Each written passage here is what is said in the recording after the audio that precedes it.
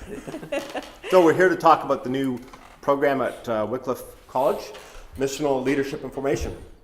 And I thought we'd start this by saying a little bit about the program and what our hopes are for it.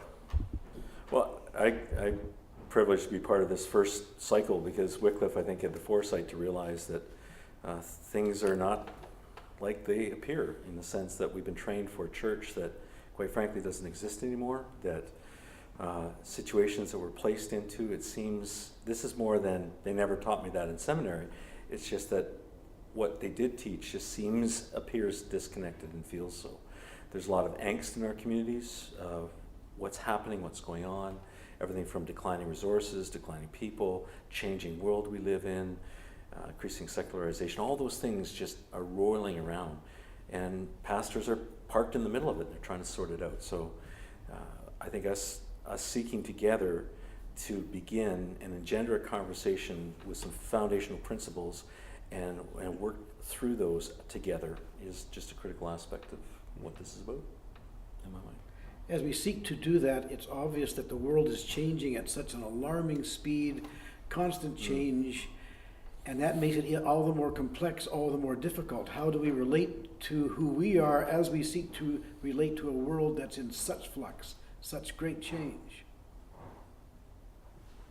And I think the idea that we first need to even name what that change is on the ground for us, because we don't often as clergy have a place in which we can talk about that, that's a safe place, and that gives us some hope as well. So, my hope for this program is that we are able to talk about the truth of what's going on for clergy, but also to see that it's not unusual in the history of the church for there to be, tumultuous periods of change, and changes that seem to be spreading out across society in lots of ways.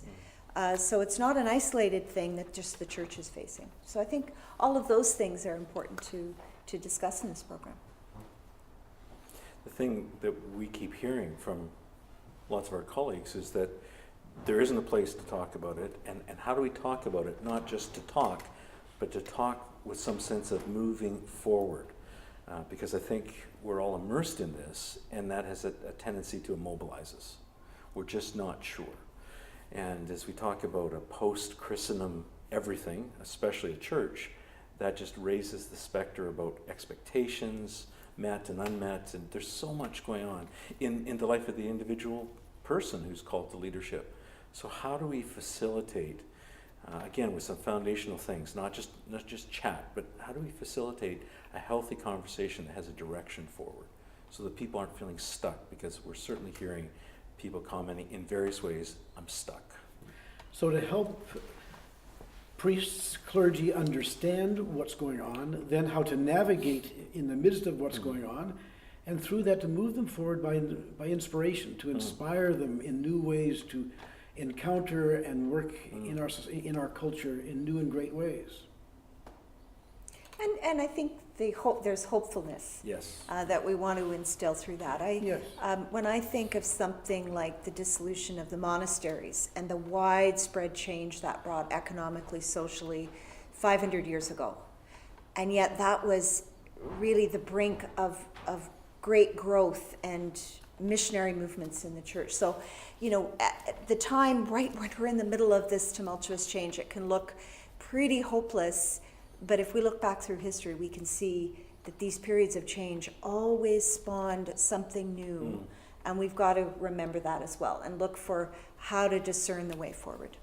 So as I see this program, to me, if this program can both alleviate fear and implant new hope, new vision, inspiration for going forward, then we've done something. Yeah. And with a boatload of content. I mean, there's, it's that tension between the conversation and the inspiration, but also just some really good material that we have the opportunity to explore with those who participate in the program. I think it's been a lot of fun.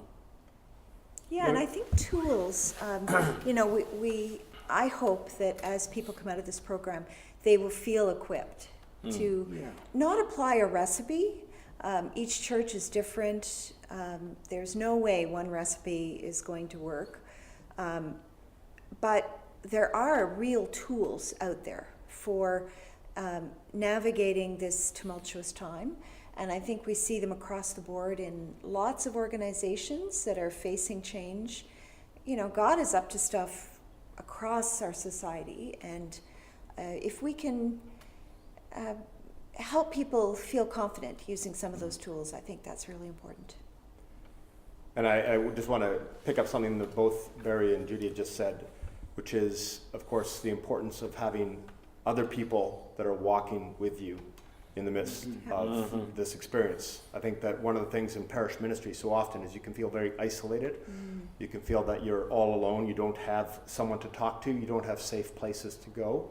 And being able to have people that you know you can talk to that are struggling with the same issues, are trying to find a way forward, are also having great ideas, things that they've tried, things that have worked for them, that we can begin a conversation and, as it were, work together and support one another towards finding the right way forward in the midst of all the dynamic of change and the information that we're having to deal with and to handle day to day in ministry. And the cohort model really helps that, really facilitates that they can work and grow together and share together over an extended period of a number of courses. It's a great model. And also the idea that in several of these courses we have guest speakers coming in. So we have people coming from a breadth of experience in the church, certainly from within the Anglican context, but also the broader church context and beyond that. Leaders in NGOs or business community who are also struggling with these same issues. So I think there's a richness here. That's good.